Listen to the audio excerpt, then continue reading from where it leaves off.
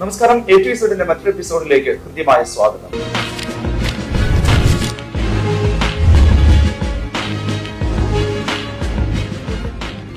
Digital യുഗമാണ്, digital മാർക്കറ്റിംഗിന്റെ കാലമാണ്.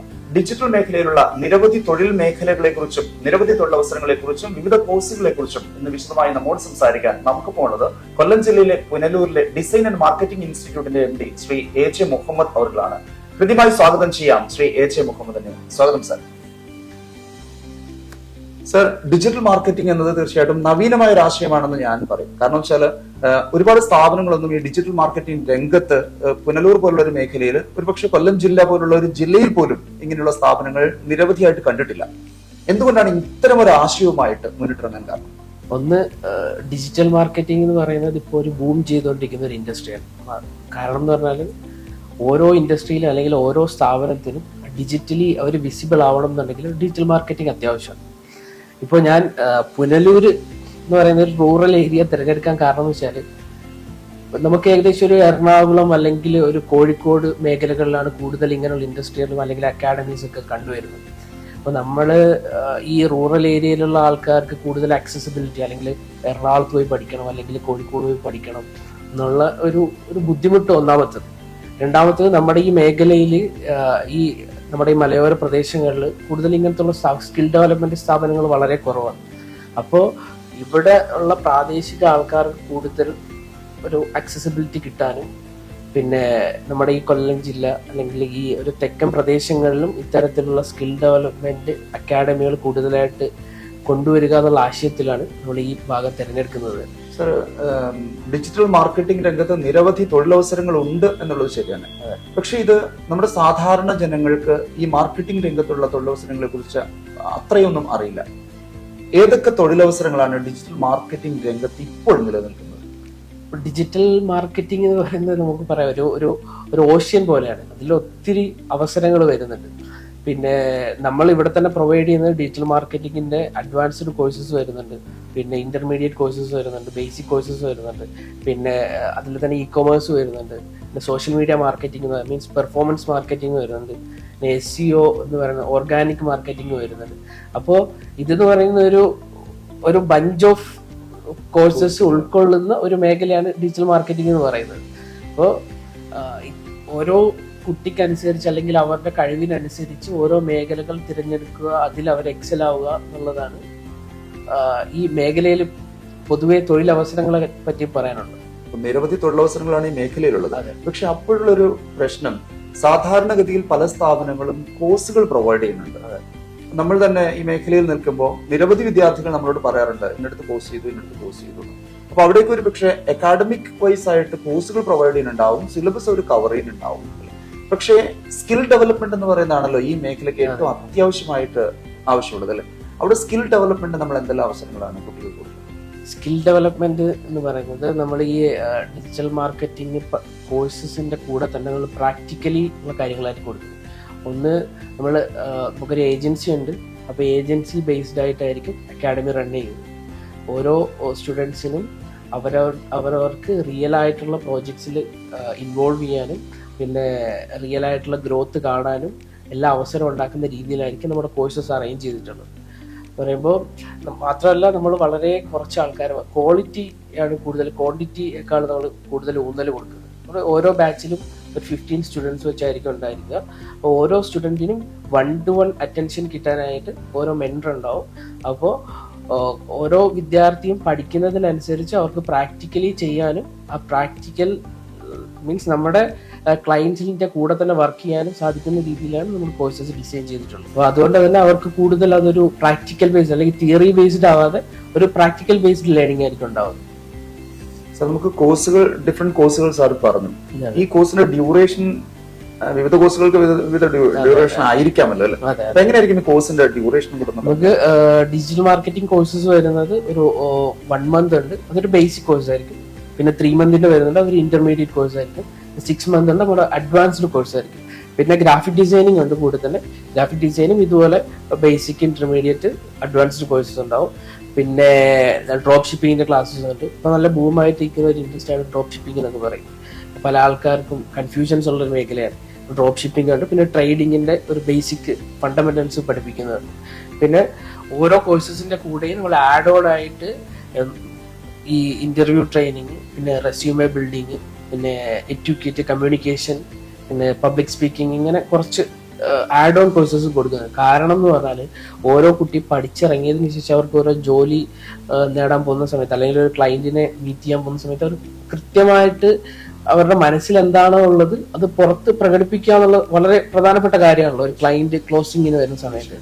അപ്പോൾ ആ ഒരു പ്രശ്നം നമ്മുടെ സ്റ്റുഡൻസിന് ഉണ്ടാവരുത് എന്നുള്ളത് കൊണ്ടാണ് നമ്മൾ ആഡ് ഓൺ കോഴ്സായിട്ട് ഇതിന്റെ കൂടെ തന്നെ തികച്ചും സൗജന്യമായിട്ട് കൊടുത്തുകൊണ്ടിരിക്കുന്നത്.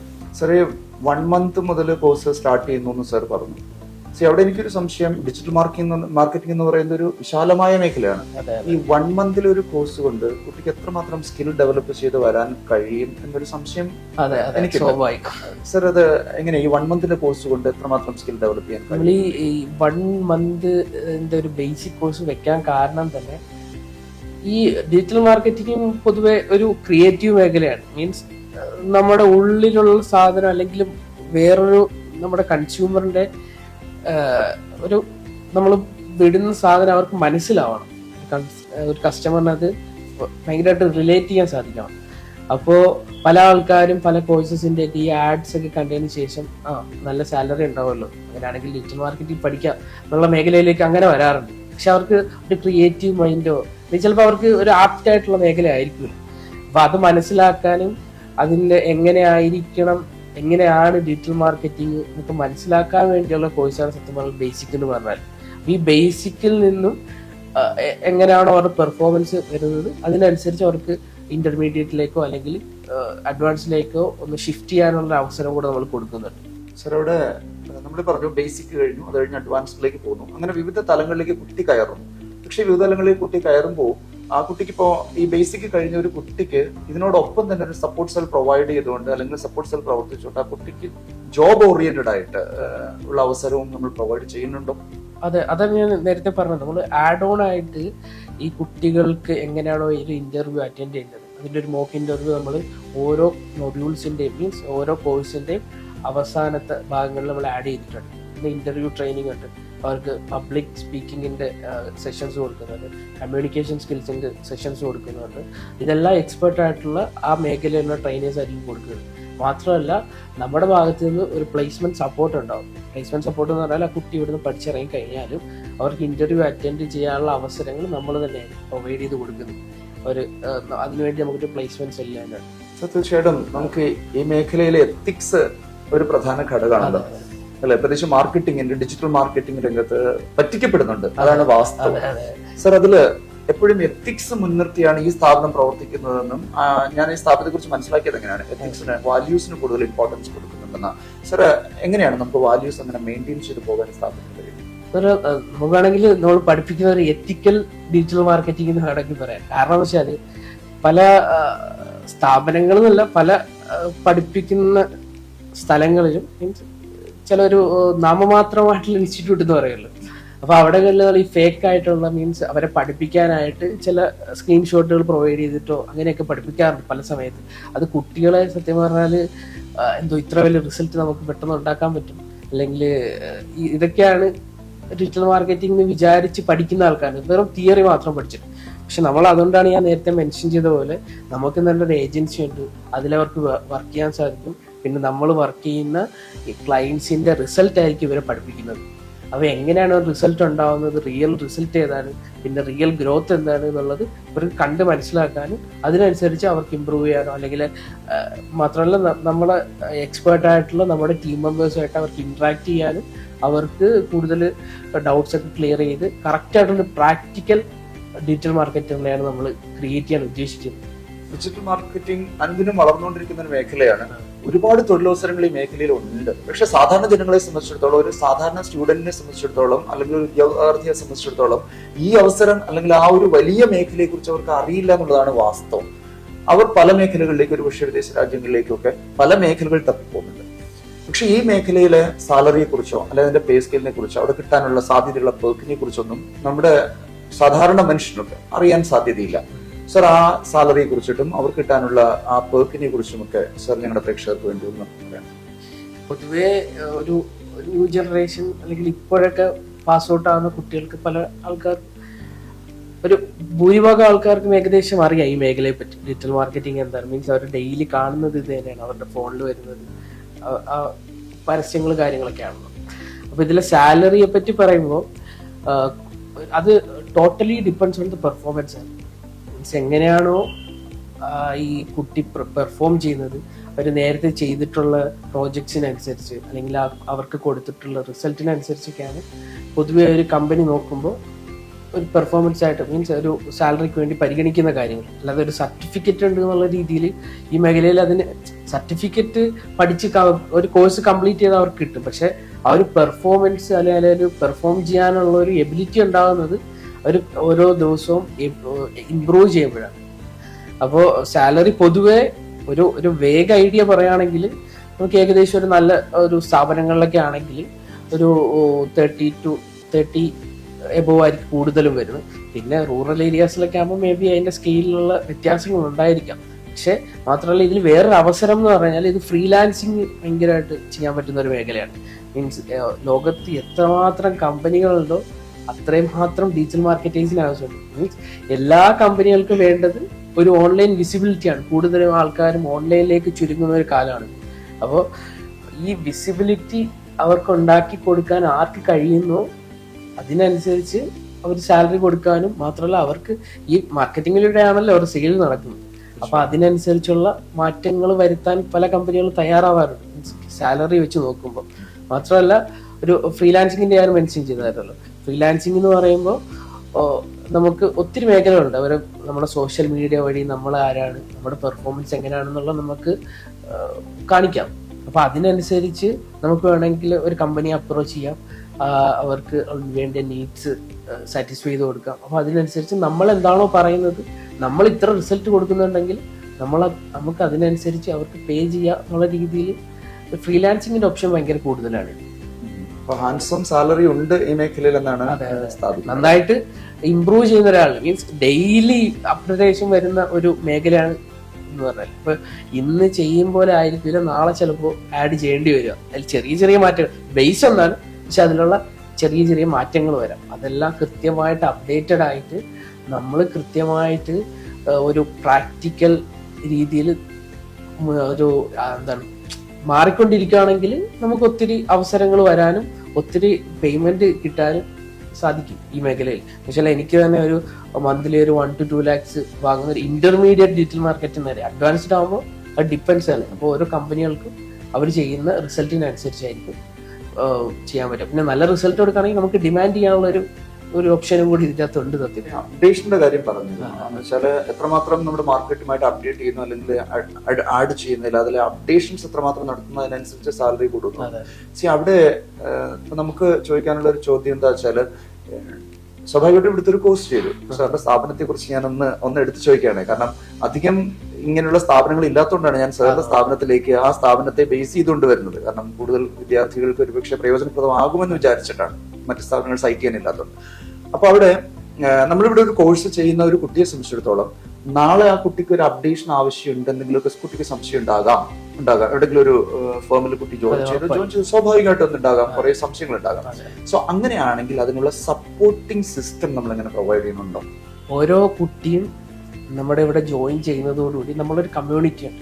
മീൻസ് നമ്മുടെ ഇവിടെ പഠിച്ചിറങ്ങിയ ആൾക്കാർ, നമ്മുടെ മെന്റേഴ്സ്, പിന്നെ നമ്മുടെ ഫൗണ്ടേഴ്സ് എല്ലാവരും ചേർന്ന ഒരു കമ്മ്യൂണിറ്റിയാണ്. ഈ കമ്മ്യൂണിറ്റിയിലേക്ക് കൂടെയാണ് അവർ ജോയിൻ ചെയ്യുന്നത്. ഈ കമ്മ്യൂണിറ്റി എന്ന് പറഞ്ഞാൽ ലൈഫ് ടൈം വാലിഡിറ്റി ഉള്ളത്. അതിന് മീൻസ് ഇവിടെ പഠിച്ച ആൾക്കാരുടെ ഒരു കമ്മ്യൂണിറ്റി ആയിരിക്കും.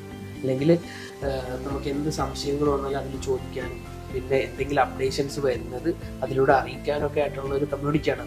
അപ്പോൾ ഓരോ വിദ്യാർത്ഥി ഇവിടെ നിന്ന് പഠിച്ചിറങ്ങി കഴിഞ്ഞ് അല്ലെങ്കിൽ നമ്മളിലൂടെയോ അല്ലെങ്കിൽ മറ്റു മേഖലകളിലൂടെ അവരൊരു സ്ഥാപനങ്ങളിൽ എത്തിപ്പെട്ടാലും അവർക്ക് എന്തെങ്കിലും തുടക്കത്തിൽ തന്നെ എല്ലാം അറിയണമെന്നില്ല. ചെയ്ത് തുടങ്ങുമ്പോഴാണ് അവർക്ക് അതിനുള്ള എന്ത് അപ്ഡേറ്റ് ചെയ്യണം അല്ലെ അപ്ഡേറ്റ്സ് ചെയ്യേണ്ടി വരിക, അല്ലെങ്കിൽ എന്തെങ്കിലും ഡൗട്ട്സ് ഉണ്ടെങ്കിൽ ക്ലിയർ ചെയ്യുക. അപ്പോൾ അതിനെല്ലാം ഹെൽപ്പ് ചെയ്യുന്ന ഒരു കമ്മ്യൂണിറ്റി ആയിരിക്കും അത്.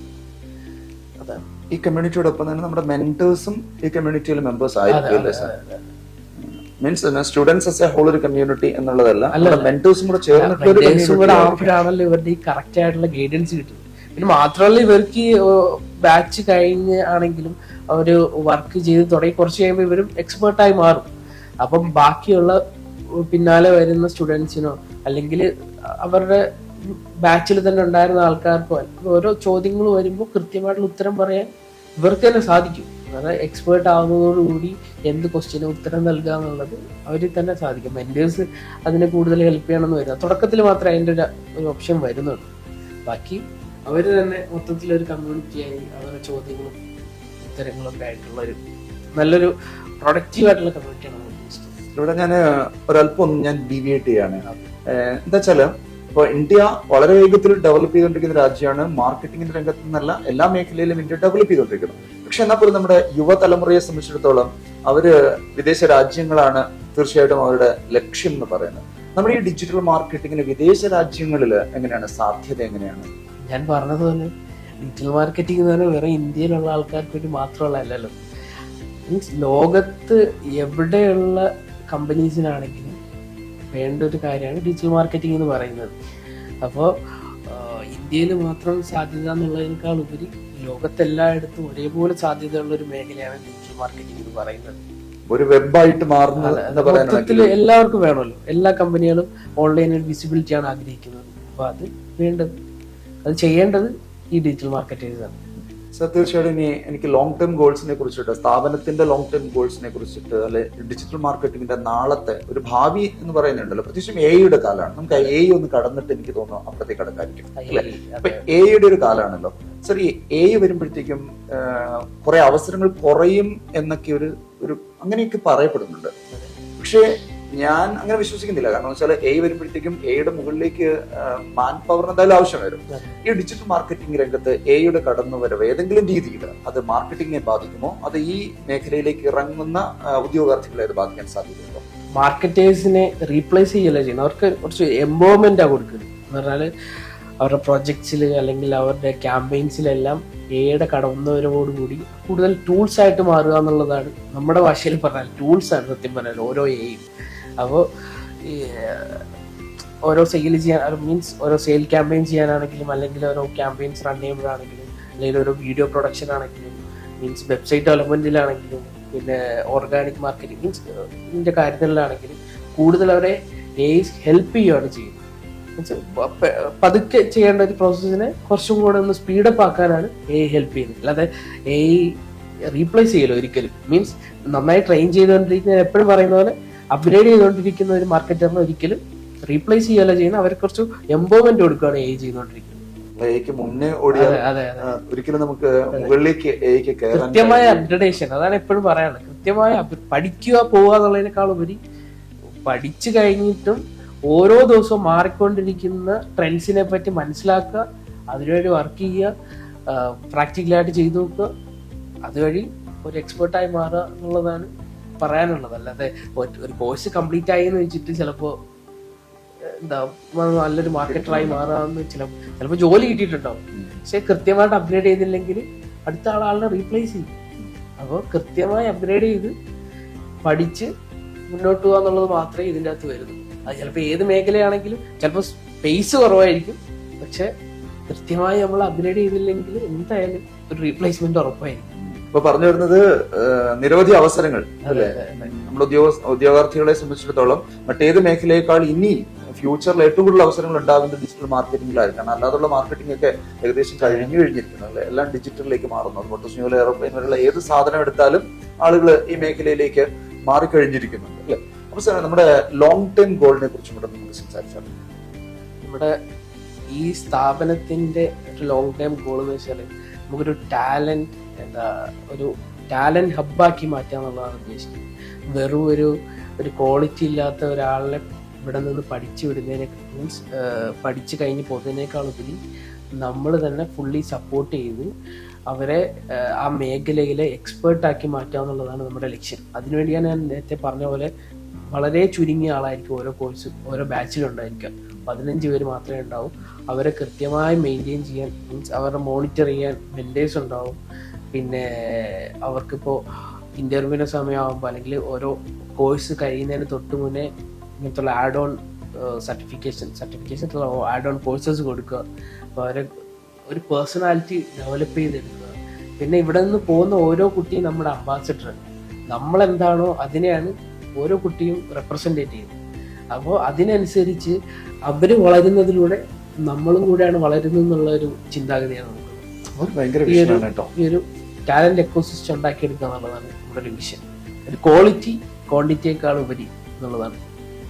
തീർച്ചയായിട്ടും ഒരു വലിയ വിഷൻ തന്നെയാണ് അത് കേട്ടോ. കാരണം വെച്ചാൽ നമ്മുടെ ഒരു അംബാസിഡറായി നമ്മുടെ വിദ്യാർത്ഥിയെ മാറ്റിയെടുക്കുന്നു എന്ന് പറയുന്നത് തീർച്ചയായിട്ടും വലിയൊരു വിഷനാണ്.